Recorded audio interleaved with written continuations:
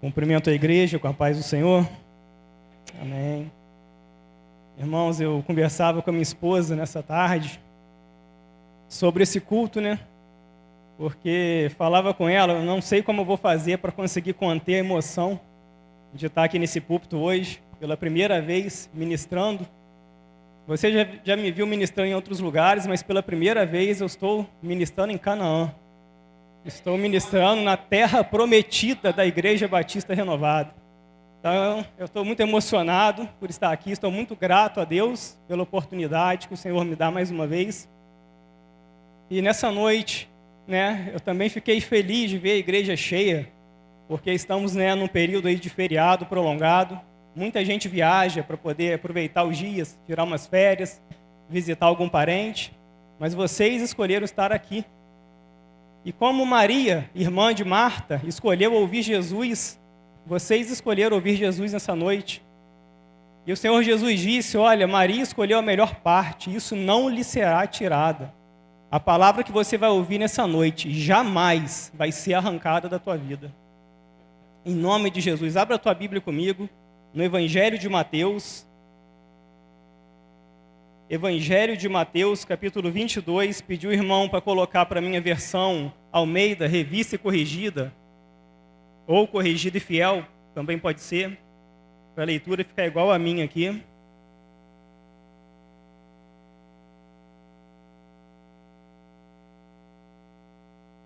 Evangelho de Mateus, capítulo 22,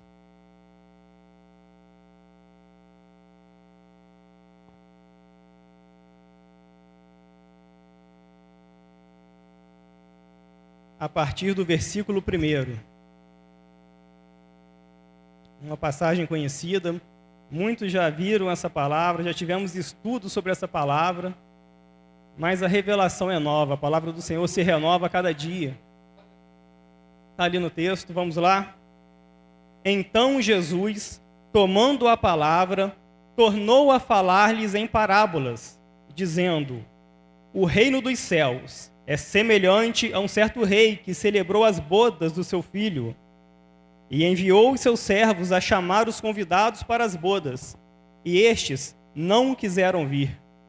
Depois enviou outros servos, dizendo, dizei aos convidados, eis que eu tenho meu jantar preparado, os meus bois e cevados já mortos, tudo já está pronto. Vinde às bodas. Porém, eles, não fazendo caso, foram um para o seu campo, outro para o seu negócio. Outros, apoderando-se dos servos, os ultrajaram e mataram. O rei, tendo notícia disto, encolerizou-se e, enviando seus exércitos, destruiu aqueles homicidas e incendiou a sua cidade. Então, diz aos servos, as bodas, na verdade, estão preparadas, mas os convidados não eram dignos. Ide, porém, a saída dos caminhos e convidai para as bodas todos os que encontrardes. E os servos, saindo pelos caminhos, ajuntaram todos quanto encontraram, tanto maus como bons. E a festa nupcial ficou cheia de convidados. O rei, entrando para ver os convidados, viu ali um homem que não estava trajado com o seu vestido de núpcias. E disse-lhe, amigo, como entraste aqui não tendo vestido nupcial? E ele ficou calado. Disse então o rei aos seus servos, amarrai-o de pés e mãos, levai-o, lançai-o nas trevas exteriores. Ali haverá pranto e ranger de dente, porque muitos são chamados, mas poucos escolhidos. Eu queria que você repetisse esse versículo comigo. Porque muitos são chamados, mas poucos escolhidos. Amém? Pode se assentar.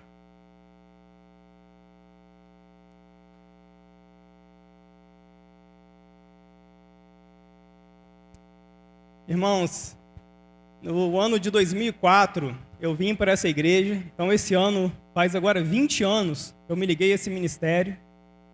E nesses 20 anos, eu vi muita coisa acontecer nessa igreja.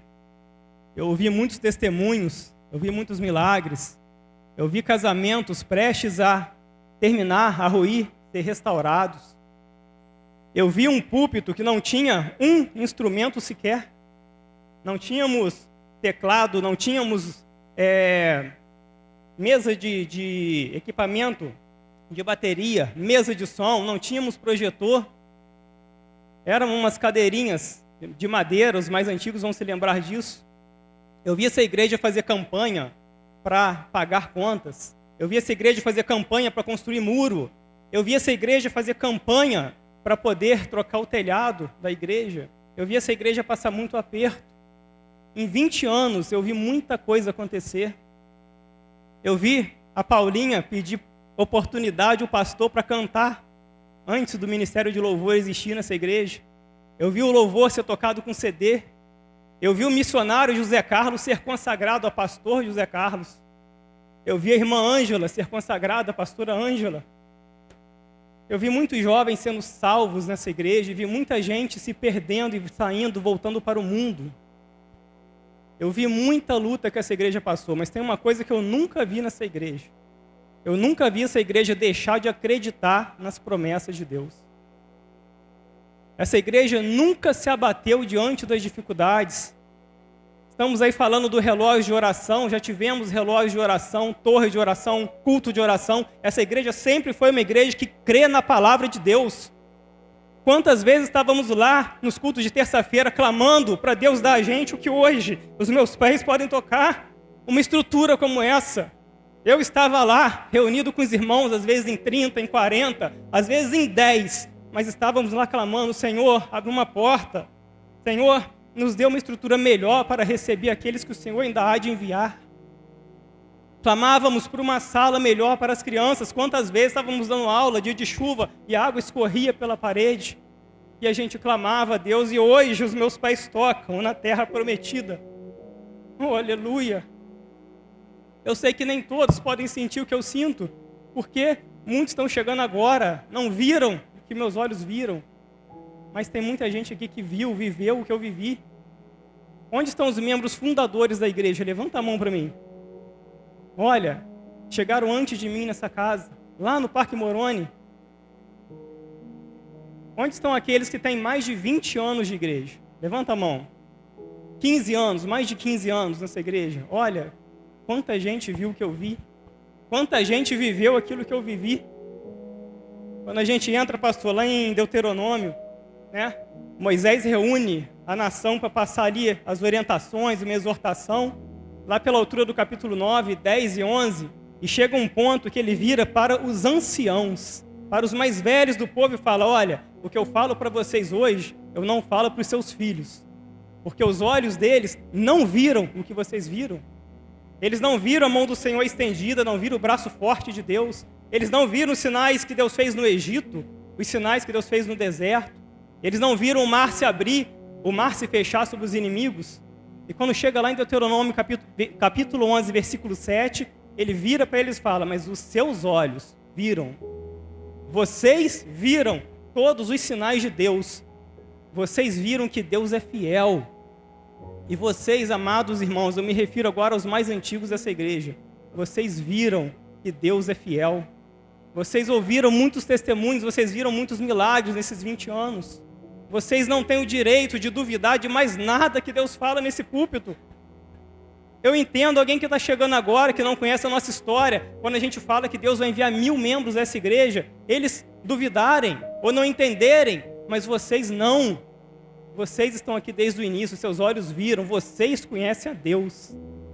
Vocês conhecem o Deus dessa igreja, vocês conhecem o poder desse Deus. Aleluias. E nessa noite, nós vamos mais uma vez ter um contato com o poder das palavras e da promessa do Senhor. Aleluias, louvado seja o nome do Senhor. A nossa trajetória, eu estava meditando essa semana, que a trajetória da nossa igreja, aqui em Paraíba do Sul, ela é muito semelhante à trajetória do povo de Israel.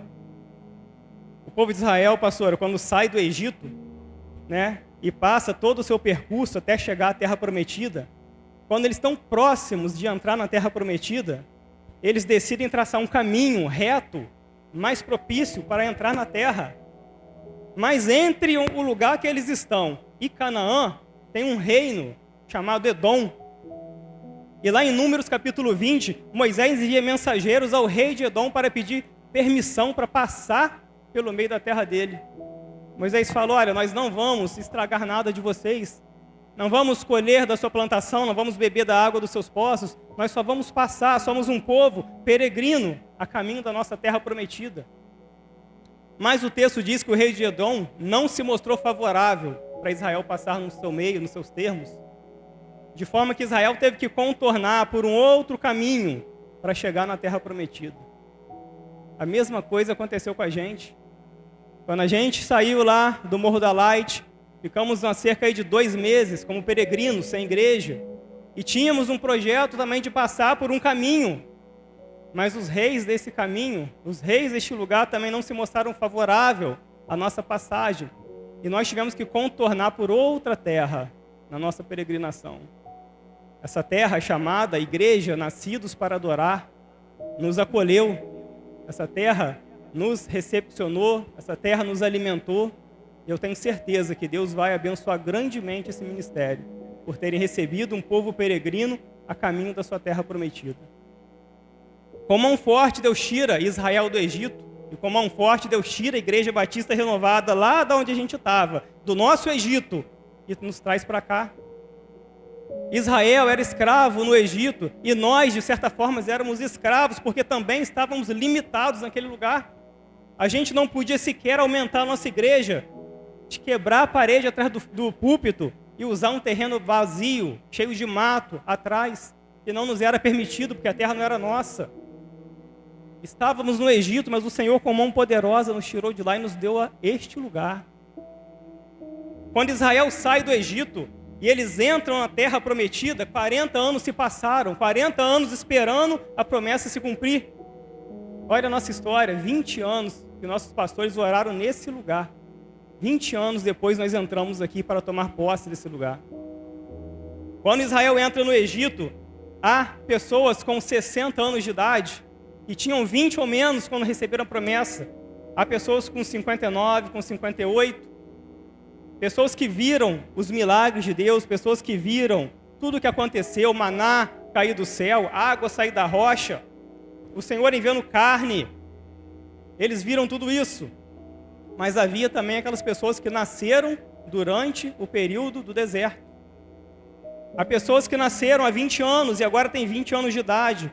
Não sabem das promessas, não ouviram as promessas de Deus sobre a terra prometida. Não viram os milagres. Muitos dos milagres eles não presenciaram, apenas escutaram seus pais e seus avós falarem. Mas há pessoas que entraram lá com 10 anos de idade, crianças de 5 anos, crianças de colo, que sequer faziam ideia do que estava acontecendo. Mas estavam entrando na terra prometida. Tem muita gente no nosso meio que não sabe, não faz ideia do que isso significa para nós, porque estão chegando agora. Não sabe da nossa história, não sabe da nossa luta, não sabe quantas vezes oramos para Deus entregar isso em nossas mãos. Mas uma coisa todos eles tinham em comum, do mais novo ao mais velho. Todos que entraram naquela terra puderam usufruir de uma terra que manava leite e mel. Uma terra fértil, uma terra abundante, uma terra que eles podiam chamar de sua. Uma terra onde Deus se manifestaria poderosamente no meio deles. E assim é você que está aqui nessa noite, meu irmão, minha irmã, visitante que está aqui pela primeira vez, você que está nos acompanhando já há 1 mês, 2 meses. Vocês hoje podem usufruir da promessa que Deus fez a gente lá atrás. As crianças que estão e as que ainda hão de chegar, hoje usufruem de uma sala limpa, ampla, climatizada, com móveis novos, professores capacitados, porque o Senhor é bom. Você entrou aqui nessa noite e deixou seu carro aqui dentro. Seu carro não precisou ficar na rua como era antes, porque agora nós temos uma estrutura para ficar dentro do átrio aqui do templo. Então todos vão colher juntamente conosco as bênçãos que o Senhor vai derramar nesse lugar. E muito mais virá em nome de Jesus.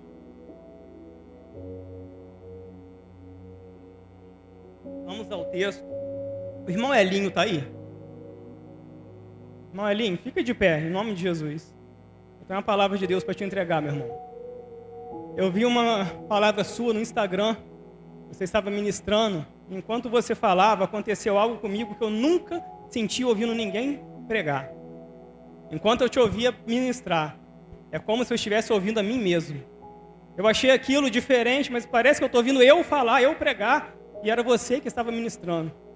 E eu perguntei a Deus, e o Senhor me deu uma palavra para te entregar. O Senhor falou comigo, a mesma unção que eu coloquei sobre você, eu estou colocando na vida do Elinho. Por isso você escuta. Aleluia!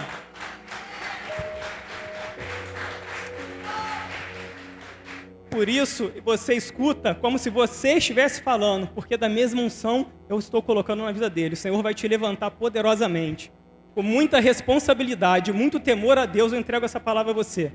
Eu creio que em breve eu vou ver você aqui em cima ministrando para essa igreja. Deus tem grande coisa a fazer na tua vida, irmão. Recebe em nome de Jesus essa palavra. Aleluia, glória a Deus.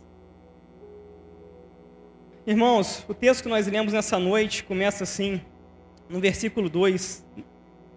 O reino dos céus é semelhante a um certo rei que celebrou as bodas de seu filho. Em algumas tradições, as festas nupciais ou a festa de casamento do seu filho. Jesus está nesse momento pregando para judeus. E se ele prega para judeus, seria muito mais fácil para entender se ele comparasse o reino de Deus a uma festa judaica. Ele poderia dizer: o reino dos céus é semelhante à festa das primícias. O reino dos céus é semelhante à festa dos pães asmos, à festa do tabernáculo. O reino dos céus é semelhante à festa da Páscoa. Eles entenderiam muito bem, porque eram as festas judaicas. Eles comemoravam sempre, todos os anos. Mas Jesus diz assim: o reino dos céus é semelhante a uma festa de casamento. Por que Jesus fala casamento? Pelo poder, o significado profundo que casamento tem na Bíblia. A gente viu aqui um chamado desse curso, eu já fiz esse curso 2 vezes, todo casal deve fazer o curso Aliança. Foi passada uma pergunta ali: casamento é um contrato? O que é contrato, para a gente poder entender? Contrato é um acordo entre duas partes, onde as pessoas ali fazem as regras daquela relação. Por exemplo, quando você vai alugar um imóvel, você vai alugar uma casa, você vai alugar um ponto comercial, ali tem um contrato, e no contrato tem as regras, as cláusulas de tudo aquilo que é seu direito, de tudo aquilo que é o seu dever. E se você quebrar uma dessas cláusulas, o contrato deixa de existir.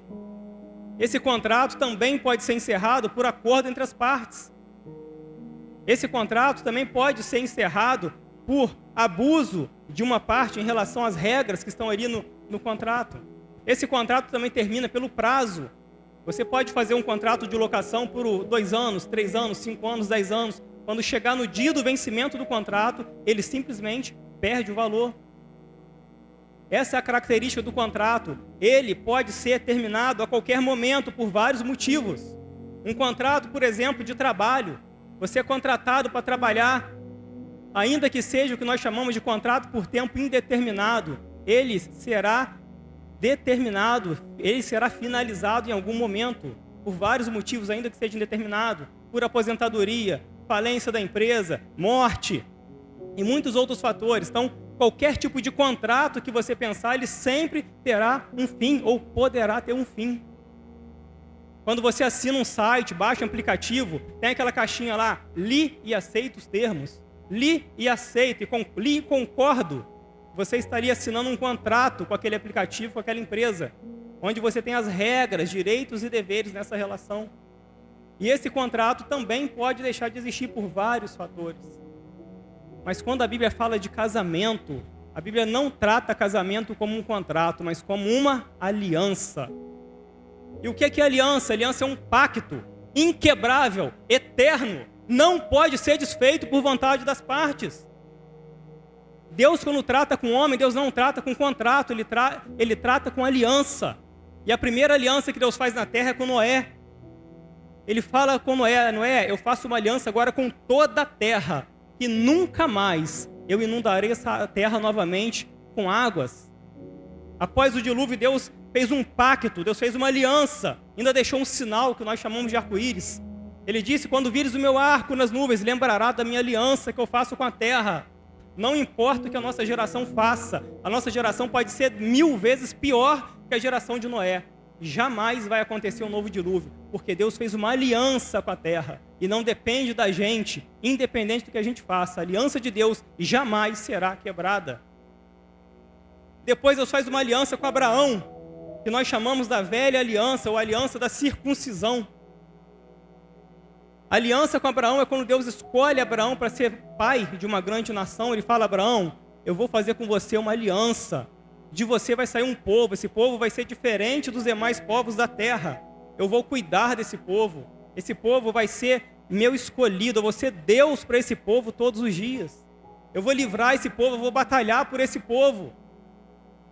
E quando Deus faz essa aliança com Abraão, essa aliança é eterna. Nunca mais Israel deixará de ser povo de Deus.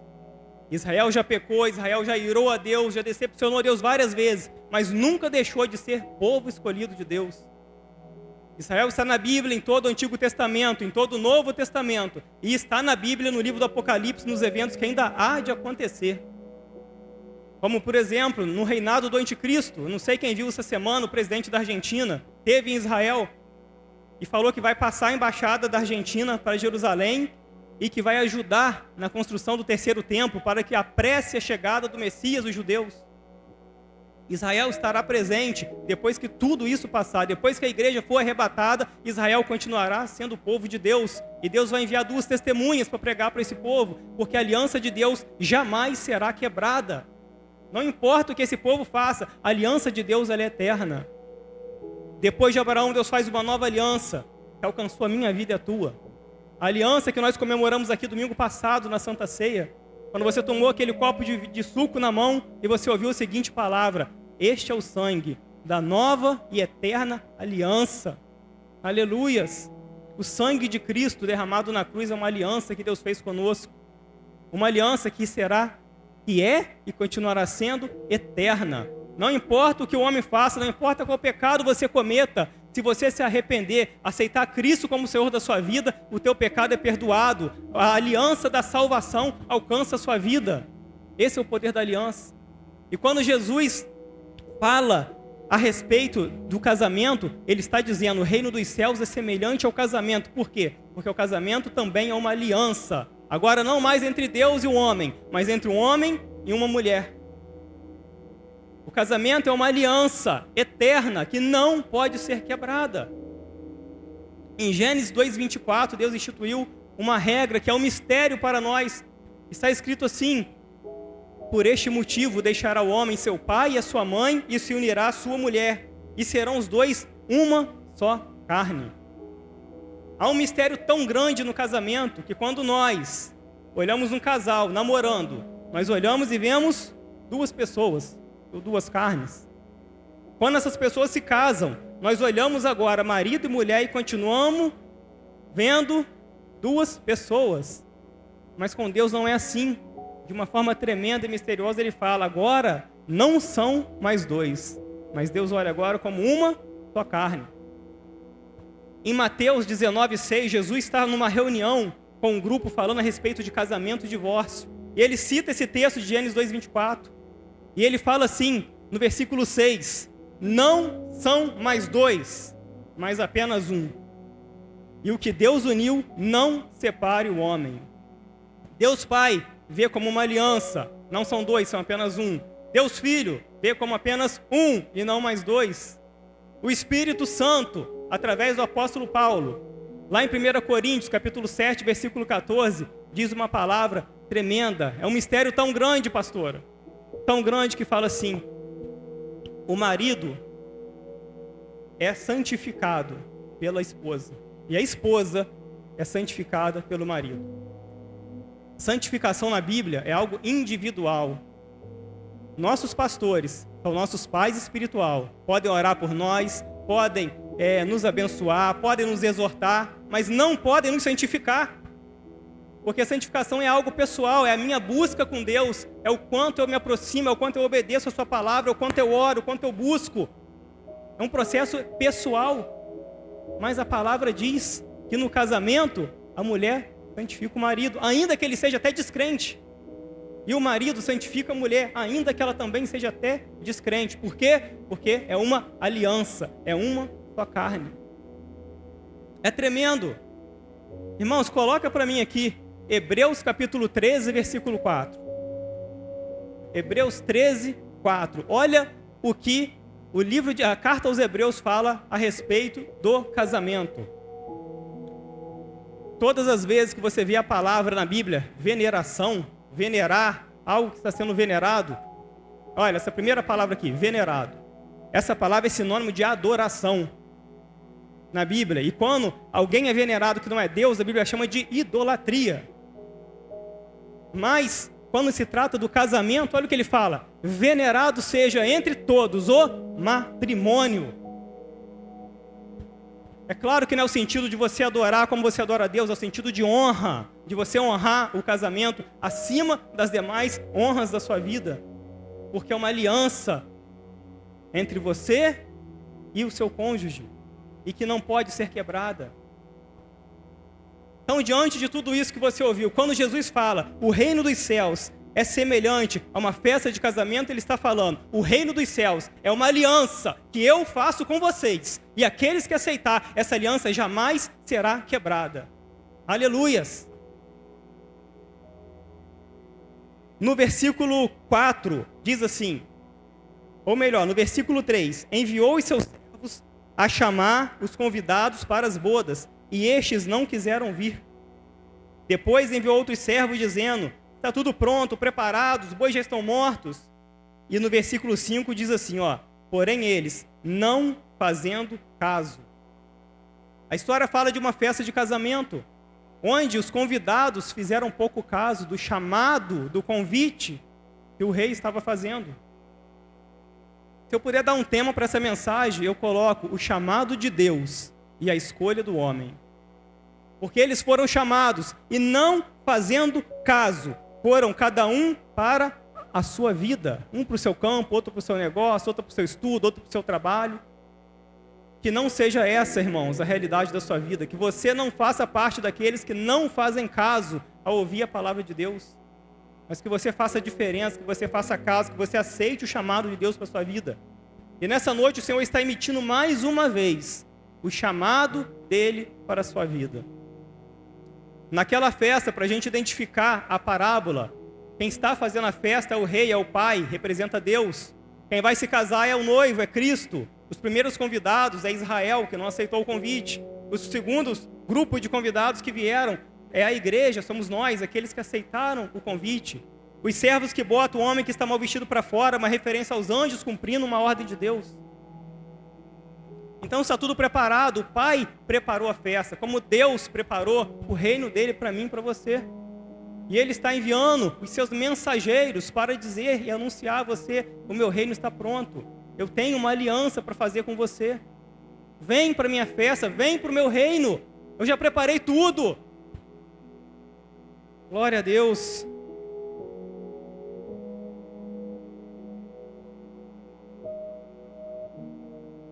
E aqueles homens não fizeram caso. No versículo 9, o rei diz assim aos seus servos: ide, pois, às saídas dos caminhos, e convidai para as bodas todos os que encontrardes. Quando Israel não aceita Cristo como Salvador, então a mensagem agora, o convite é enviado agora a todos que estão pelos caminhos. Assim a palavra chegou na minha vida, assim a palavra chegou na sua vida. Olha o detalhe do versículo 10. Os servos saindo pelo caminho, ajuntaram todos quanto encontraram, tanto maus como bons. Maus? O rei está chamando pessoas más para a sua festa? Está chamando pessoas adúlteras, mentirosas, corruptos para a sua festa de casamento que ele está fazendo para o seu filho? Exatamente, ele está chamando. Por isso que ninguém tem desculpa diante do chamado de Deus. Deus não quer saber se a pessoa está no adultério, está na fornicação, se a pessoa está na mentira, está no latrocínio. Deus não quer saber, Ele está chamando. Venha para o meu reino. Ao chegar aqui eu dou meu jeito, ao chegar aqui eu vou te dar uma túnica nova. Mas vem do jeito que está. O chamado é para todos. Não importa a condição, ninguém pode se desculpar diante de Deus. Senhor, eu não fui porque eu não podia. Eu não fui porque eu não tinha uma vida digna. Jesus está chamando mais uma vez nessa noite. Venha para a minha festa. Venha para o meu reino. Está tudo preparado para você vir. E a festa nupcial foi cheia de convidados. A festa então agora está cheia. Todo mundo veio, aceitaram o convite, os bons, os maus, todos vieram. Mas o rei, entrando para ver os convidados, viu ali um homem que não estava trajado com vestido de núpcias. Nos nossos dias, quando a gente é convidado para uma festa de casamento, a gente escolhe a nossa melhor roupa, muitos alugam uma roupa, compram uma roupa nova. Quando você estuda a cultura de Israel, você vai ver um costume diferente naquele tempo. Aquele que fazia festa, ele dava a roupa de gala para aqueles convidados que queriam vir e não tinham roupas. De forma que ninguém ficava mal vestido. A pessoa ao chegar na porta da festa de casamento, ela recebia uma túnica, uma veste de gala, uma túnica nupcial, para poder entrar e todo mundo estar bem vestido. Então, quando aquele rei chega e vê um homem que não está com a túnica, que está com as suas roupas lá de fora, suja, talvez rasgada, contaminada, ele pergunta: como você conseguiu entrar aqui sem colocar as vestes limpas? Como você está dentro do meu reino, dentro da minha aliança, com as vestes sujas? Essa pessoa representa aqueles que já entraram para o reino de Deus, pessoas que já aceitaram a Cristo, talvez já foram batizados, mas que não trocaram ainda suas vestes. Ainda estão com as vestes lá do mundo, aqui dentro. As vestes ainda estão sujas. E vai chegar um tempo em que o rei vai colocar o olho em você e falar: o que você está fazendo? Como você está aqui dentro com essas vestes sujas? Eu te dei uma veste limpa para entrar. Eu tenho uma roupa limpa, pura, para colocar sobre a sua vida. Você está trazendo a sua roupa do mundo. Ou talvez pode ser aquele que recebeu a túnica, mas que não teve cuidado com a túnica que Deus deu e deixou ela sujar. E agora ela está manchada com pecado. Mesmo sabendo que não pode mentir, ainda mente. Mesmo sabendo que não pode ter relação antes do casamento, ainda tem. Mesmo sabendo que não pode ter certas atitudes, continua tendo. As vestes estão manchadas, a veste está suja, não está mais como você recebeu, como Deus te deu. Quem sabe hoje é a última oportunidade para alguém que está me ouvindo. O Senhor ainda está com o braço estendido. Ele está com a veste limpa ainda para te dar. Ele quer te dar uma túnica nova. Joga essa túnica velha fora. Aqui dentro não, irmãos. Aqui é lugar de santidade. Deus não te trouxe aqui para continuar com o pecado. Deus te trouxe aqui para te dar uma vida nova. Deus não se importou com tudo o que você fez de errado quando veio. Ele chamou você como estava. Mas hoje Ele quer que você esteja alinhado, limpo diante dEle. Mas tem um homem que não se importou com isso. E ele estava com as vestes sujas. Sabe o que acontece quando você tem uma veste suja? Ou você tem duas vestes? Você se confunde. A pessoa que tem uma vida dupla, em algum momento ela se confunde. Por exemplo, eu tenho uma experiência. Eu trabalhei 12 anos de moto. E eu ia para o trabalho com a minha moto particular, chegava lá, eu trocava e pegava a moto do trabalho. Mas a minha moto tem o botão da seta em cima e a buzina embaixo. E a moto que eu trabalhava era o contrário. A posição era contrária. A seta, quando você arma a seta, você aperta ela para um lado. Para você desarmar, você aperta ela para o outro. Se você apertar muito rápido, ela passa direto, desarma aqui e arma ali. Mas tem um jeito mais fácil, é só você apertar. Então você aperta o botão e desarma a seta. Mas como às vezes eu apertava embaixo, às vezes eu apertava em cima, eu me confundia. E por várias vezes eu ia desarmar a seta e eu buzinava. E quando eu buzinava, as pessoas às vezes cumprimentavam, achando que eu estava cumprimentando. Os carros encostavam, achando que eu estava pedindo passagem. E eu só queria desarmar a seta. Mas como era uma situação dupla, uma hora eu me confundia. E a pessoa que vive uma vida dupla se confunde.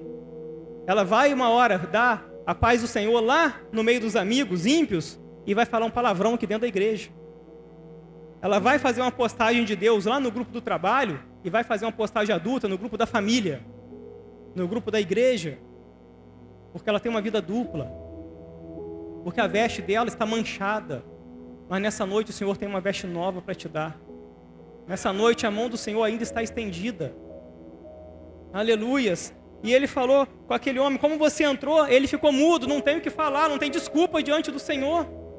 Quem vai falar, Senhor, eu não sabia que mentira é pecado. Senhor, eu não sabia que eu não podia cometer adultério.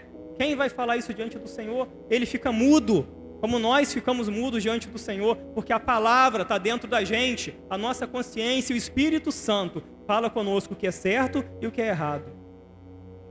Quando aquele homem fica quieto, o rei dá uma ordem aos seus servos: pega esse homem, olha só, pega esse homem, amarra os pés e as mãos e lança ele na escuridão, nas trevas exteriores.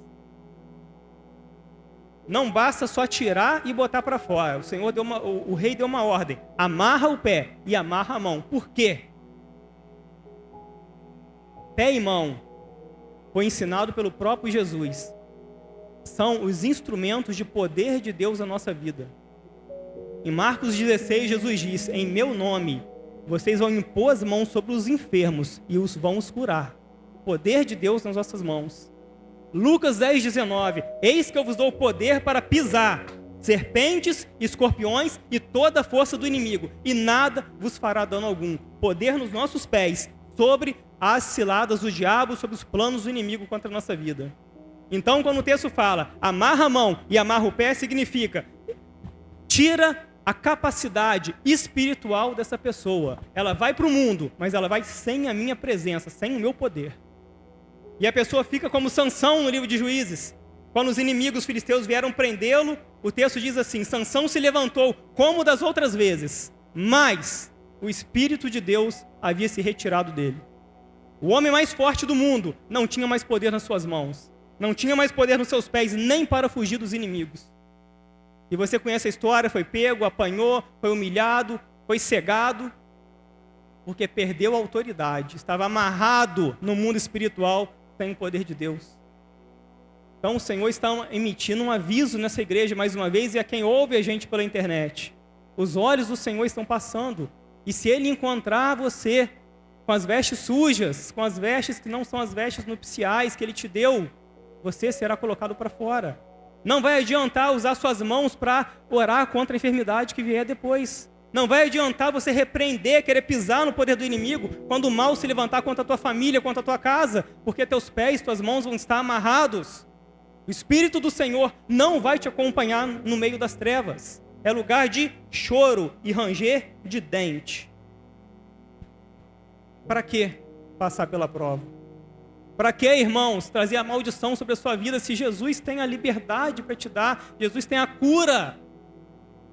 Para que pagar o preço? Você está aqui nessa noite, o que essa palavra vai mudar na sua vida? Eu disse aqui no início, eu declarei profeticamente, a palavra que você vai ouvir essa noite jamais te será tirada.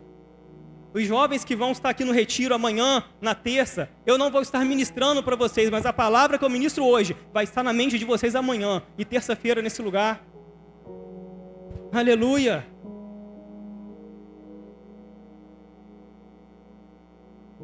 Esse homem é colocado para fora.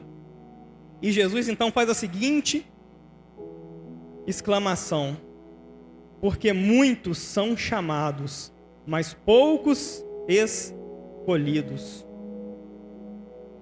Você repetiu esse texto comigo no início. Muitos são chamados, poucos escolhidos. Por que muitos são chamados e poucos são escolhidos? Muitos são chamados porque é Deus quem chama. É Deus que emite o seu chamado para a multidão, para as pessoas. Mas não é Deus quem escolhe. A pessoa que se coloca na posição de escolhido. Meu irmão, eu já ouvi Deus falando que Ele tem os seus escolhidos. Raríssimas vezes na Bíblia, Deus chamou e escolheu alguém. Raríssimas vezes. 90% dos chamados da Bíblia, a pessoa se colocou na posição de escolhido. Por exemplo, um dos mais famosos, Isaías. Isaías capítulo 6. No ano que morreu o rei Uzias, eu vi o Senhor assentado no alto sublime trono. Isaías era um profeta, considerado o maior profeta do Antigo Testamento, ou um dos maiores, profeta messiânico. Isaías, aparentemente num dia comum, talvez caminhando em volta de sua casa, talvez a caminho do templo, Isaías olha para o céu e de repente, como um pergaminho que se enrola, parece que o céu é enrolado diante dele, o céu atmosférico, os pássaros somem, o sol, as estrelas, o azul do céu, tudo some e ele vê o céu dos céus. Ele vê o céu aberto e ele fala: eu vi o Senhor assentado num alto e sublime trono. Ele começa a narrar para a gente, quando você lê Isaías capítulo 6, os detalhes do que ele está vendo. Ele diz: olha, eu estou olhando, eu estou vendo, tem um trono, e Deus está sentado nesse trono. Eu estou vendo brasas debaixo desse trono. Eu estou vendo anjos, eu estou vendo serafins voando. Esses serafins têm 6 asas. Ele dá detalhes, ele fala: está acontecendo uma reunião no céu. Deus está conversando, talvez com o Filho, com o Espírito Santo, com os serafins. Isaías vai detalhando para a gente. E quando ele vê Deus sentado no trono, ele fala: ai de mim, eu vou morrer, porque eu sou um homem impuro. Eu sou um homem impuro, os meus lábios são impuros. Eu moro no meio de um povo de impuros lábios. E os meus olhos estão vendo a Deus, o Santo de Israel. E o texto narra para a gente que um dos serafins vem voando em direção a ele. Percebam, Deus não falou uma vez com Isaías ainda. Deus não dirige a palavra hora nenhuma a Isaías. O anjo vem voando com uma brasa na mão, toca na boca dele e fala: Isaías, essa brasa purificou o seu pecado. Fica tranquilo, você não vai morrer por isso não. Pode continuar tendo a visão, pode continuar olhando. Isaías continua olhando e ele vai narrando. Estava tendo uma reunião e de repente Deus brada: eu tenho uma missão na terra, eu tenho algo a fazer, mas quem eu vou enviar? Quem é que vai cumprir essa missão por nós? Em momento nenhum, Deus falou com Isaías. Deus emitiu o seu chamado na reunião com os anjos. Agora Isaías aqui da terra, tendo a visão: ei, Senhor, eis-me aqui, Senhor, envia-me a mim. Isaías se coloca na posição de escolhido. Pela primeira vez, depois disso, Deus vai dirigir a palavra a ele. E até então Deus não falou com Isaías.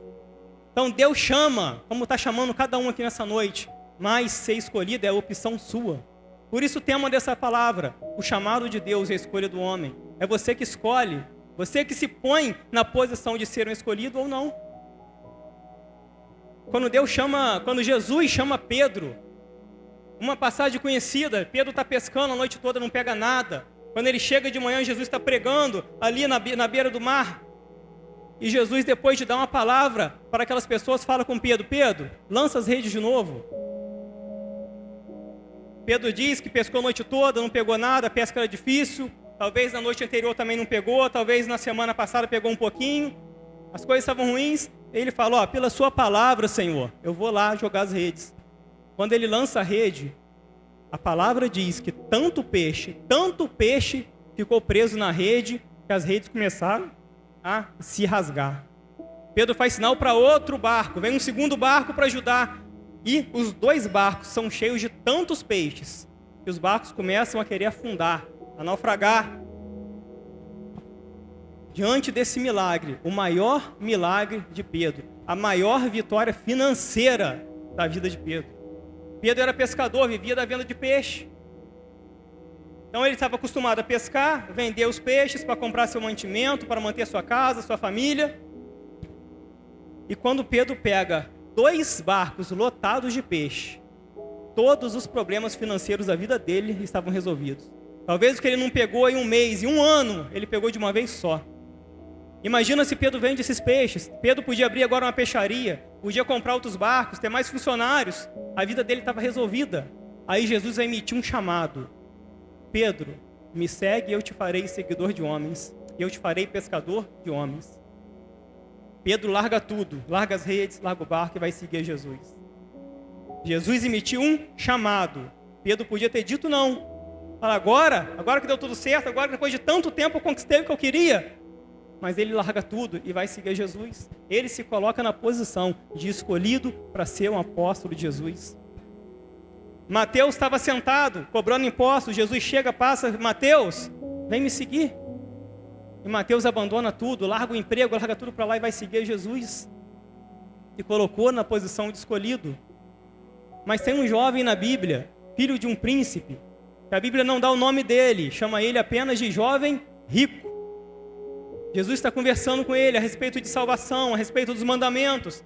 E Jesus emite o chamado: vende o que você tem, dá para os pobres e vem me seguir. E aquele jovem diz: Não. Aquele jovem sai triste. E o texto fala pra gente, porque ele tinha muitas posses, ele saiu triste daquela conversa e não deu uma resposta positiva para Jesus, a ponto de Jesus emitir aquela famosa frase: é mais fácil um camelo passar no fundo de uma agulha do que um rico entrar no céu. Ele foi chamado, mas não se colocou na posição de escolhido. Diante de tudo que você ouviu, irmãos, nessa noite, Deus está mais uma vez emitindo os seus chamados. Hoje, depois dessa palavra, acabam as desculpas. Eu não faço nada na igreja porque eu não sei qual é o meu chamado. Quando eu descobrir qual é o meu chamado, eu vou me envolver na obra. Quando eu descobrir o chamado de Deus na minha vida, aí eu vou me dar de corpo e alma.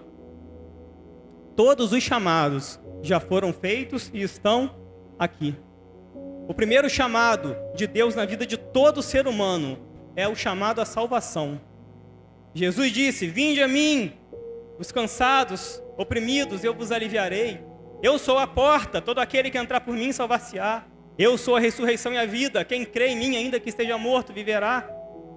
Deus enviou seu Filho ao mundo, não para que condenasse o mundo, mas para que o mundo fosse salvo por meio dele. Quem nele crê não será condenado. O chamado à salvação é o primeiro chamado na vida de todo ser humano nessa terra. E se você não atender esse chamado, você não vai entrar na aliança do reino de Deus. O segundo chamado vem após esse. Após você receber o chamado e aceitar o chamado à salvação, você agora vai ser chamado para ser um propagador do Evangelho de Jesus. Foi a última instrução dele após a sua ressurreição: ide pelo mundo, pregar o Evangelho a toda criatura, quem crê e for batizado será salvo. Todos nós que estamos aqui somos chamados para continuar a obra de Jesus. Se você vai pregar como eu, com o microfone no púlpito, ou ministrando um louvor, ou no teatro, ou na dança, ou na escola, ou no trabalho, não importa. O que importa é onde você vai se colocar como escolhido. Não é Deus que vai te escolher: eu quero você para pregar, eu quero você para trabalhar com as crianças, eu quero você para evangelizar, para visitar. Não. O chamado já foi feito. Eu quero você para fazer o meu reino avançar. Como? É a posição sua. Nessa noite o Senhor está repetindo todos os chamados. Para essa igreja, nessa noite, o Senhor está bramando, como Ele fez, como Ele bradou com Isaías, Ele está bradando nessa noite. Eu tenho uma missão com a Igreja Batista Renovada. A quem eu enviarei? Quem é que vai por nós? Eu preciso de um novo ministério de louvor para revezar com o atual, pela quantidade de gente, de cultos que nós vamos ter nesse lugar. Quem há de ir por nós? Onde estão os escolhidos? Eu preciso de mais pessoas para ministrar a palavra, porque a quantidade de culto vai aumentar. A quem eu enviarei? O Senhor está falando nessa noite. Eu preciso que essa igreja alcance as vidas que nós oramos aqui no início, que estão lá no carnaval, nessa hora, na carnalidade, mas que Deus, pela sua misericórdia, vai alcançar. Eu estava aqui, enquanto estávamos levantando um clamor aqui, eu estava aqui ouvindo do Senhor, o Senhor falando: tem muitos aqui que vocês estão orando, que estão comemorando o carnaval pela última vez. Pela última vez, aleluias. E no ano que vem, muitos desses vão estar aqui, no próximo carnaval com a gente, adorando ao Senhor. Mas o Senhor está emitindo o seu chamado e Ele precisa de pessoas que se posicionem. Onde você vai se posicionar, meus irmãos? O que essa palavra vai mudar na sua vida? A palavra não volta para Deus vazia. Eu poderia estar pregando qualquer outro texto e Deus me deu esse. E eu sempre digo, tudo o que acontece no culto é espiritual, é direção de Deus. Você poderia estar, como a gente cantou aqui, eu poderia estar em qualquer outro lugar. Você podia estar em qualquer outro lugar hoje. Nesse domingo de carnaval, você está aqui, ouvindo essa palavra. Porque Deus te trouxe aqui. Ele queria falar isso com você nessa noite. Ele queria tratar esta palavra no seu coração. Muitos são chamados. E nessa noite, a minha oração é que muitos sejam escolhidos. Amém? Queria que você se colocasse de pé nesse momento.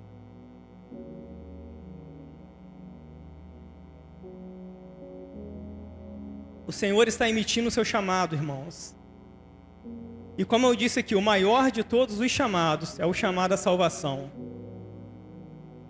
Nessa noite eu quero dar essa oportunidade a você que está aqui, talvez pela primeira vez, talvez pela segunda, pela quinta, e nunca tomou essa decisão, nunca aceitou esse chamado para a sua vida. O Senhor está te chamando mais uma vez à salvação. E nessa noite, se você entendeu essa palavra, meu irmão, eu entendi. O Espírito Santo falou comigo, eu estou sentindo a paz aqui dentro de mim. Eu estou sentindo essa palavra arder no meu coração. É Deus que está falando com você, é Deus que está te chamando nessa noite. Essa é a noite da tua salvação. E se há alguém aqui em nosso meio que quer receber, que quer se posicionar nessa noite como um escolhido da salvação, alguém que quer aceitar Jesus na sua vida, entregar sua vida a Cristo, levanta a sua mão e a gente vai orar pela sua vida. Onde você estiver, não importa quantas vezes você já veio aqui, se é a primeira, se não é. Se tem alguém que está afastado, eu era do Evangelho, eu caminhava firme, eu me afastei por qualquer motivo, o Senhor está com a túnica limpa para te dar novamente. Se você está afastado e você quer retornar a sua aliança com Deus, levanta a sua mão em nome de Jesus e a gente vai orar, clamar pela sua vida. Aleluias! Louvado seja o teu nome, Senhor. Temos uma pessoa nessa noite que está retornando ao Evangelho do Senhor. Se você, meu irmão, está afastado, a sua chance é agora. Aproveita, não faça caso. Aceita o chamado do Senhor. Aleluia. Em nome de Jesus, aleluias. E se alguém quer aceitar a Jesus, se a vergonha, se o medo por algum motivo te impede, em nome de Jesus, caia por terra agora. Essa é a tua chance, meu irmão, essa é a tua oportunidade. A igreja recebeu muitos chamados nessa noite. Posicione-se nessa palavra que vocês ouviram. Nós temos um jovem aqui na frente, eu queria chamar nosso pastor para estar orando por ele. O irmão está retornando ao Evangelho, já era cristão? Estava afastado? Amém. Louvado seja o nome do Senhor. Deus querido, Deus amado, o Senhor conhece a vida do Caimão. Conhece suas lutas, suas dificuldades. Conhece as áreas que o inimigo sabe trabalhar muito bem para poder iludi-lo, para poder, Senhor Deus, aprisioná-lo. Mas nessa noite, Senhor Deus, neste momento, diante do poder dessa palavra ministrada em seu coração, eu e a tua igreja profetizamos que o coração do Caimão é uma terra fértil. É uma terra fértil que se faz hoje, que foi preparada pelo teu Santo Espírito, a qual a sua semente foi lançada e que vai germinar e vai crescer e vai dar frutos que agradam a ti. Deus querido, recebe ele, Senhor. Instrua-o, Senhor. Manifesta-te a ele, Senhor. Que ele possa, Senhor Deus, ser revigorado.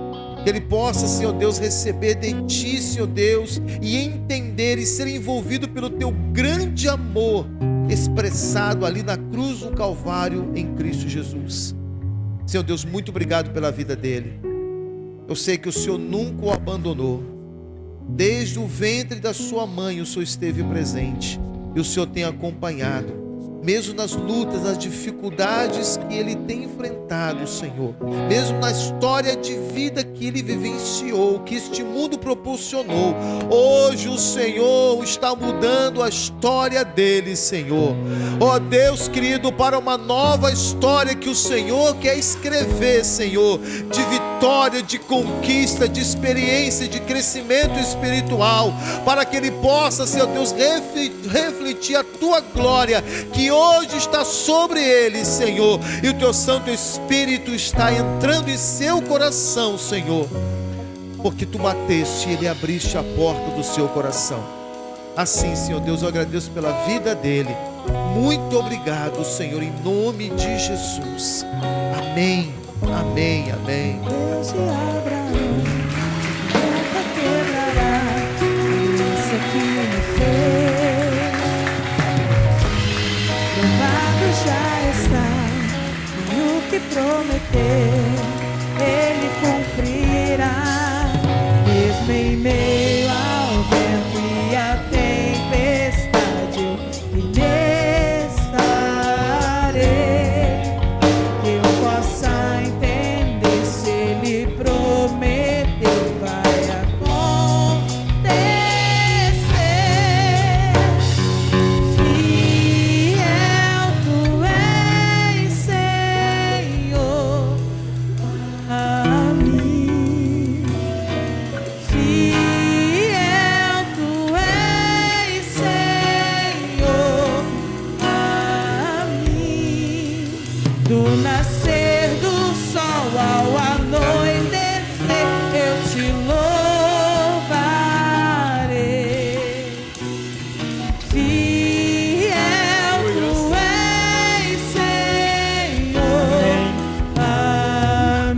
Irmãos, enquanto o Ministério de Louvor está aqui cantando este hino, eu queria que vocês fechassem seus olhos nessa noite. Eu quero também orar pela vida da igreja nesse momento. Eu quero orar por aqueles que ouviram o chamado de Deus nessa noite e que estão se posicionando agora, dizendo: Senhor, eis-me aqui, envia-me a mim. O Senhor nessa noite está com os ouvidos atentos e Ele vai falar com você. Ele só falou com Isaías depois que ele se posicionou. E o Senhor vai falar com você quando você se posicionar. Senhor, meu Deus e meu Pai amado, ó Deus Todo-Poderoso, a Tua palavra foi entregue, Pai, da mesma forma como o Senhor entregou a mim, Pai. Meu Deus, da mesma forma, com o mesmo impacto, ó Pai, que ela fez na minha vida, faz na vida desses que estão ouvindo nessa noite, Senhor. Ó Deus, fortalece o fraco neste momento, meu Pai. Alcança, meu Deus, o que está caído e coloca de pé, Senhor. Meu Deus, perdoa o pecado daquele que está arrependido, Senhor. Pai, aqueles que estão se posicionando nessa noite, Pai, levanta, ergue-os, meu Pai, para uma grande obra nessa cidade, Senhor. Em nome de Jesus, levanta pregadores aqui nessa noite, Pai, com unção, com poder, com autoridade. Levanta ministros de louvor, levitas nessa casa, nessa noite, meu Deus. Onde houver um coração, meu Pai, dizendo: eis-me aqui, pega ele, meu Pai, pega ele, meu Deus. Levanta ele como o Senhor levantou Isaías, Pai, como um profeta nesse tempo, como um profeta nessa nação. Em nome de Jesus, Senhor. Em nome de Jesus, Pai, muda a história, meu Pai. Muda a história, Senhor. Um novo tempo para a Igreja Batista Renovada, meu Pai. Um novo tempo, meu Deus. Um novo tempo para esse ministério, um tempo de colheita, um tempo de crescimento, em nome de Jesus.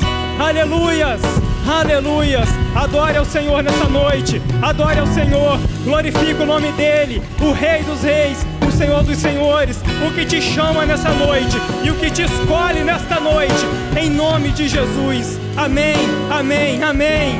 Aleluia.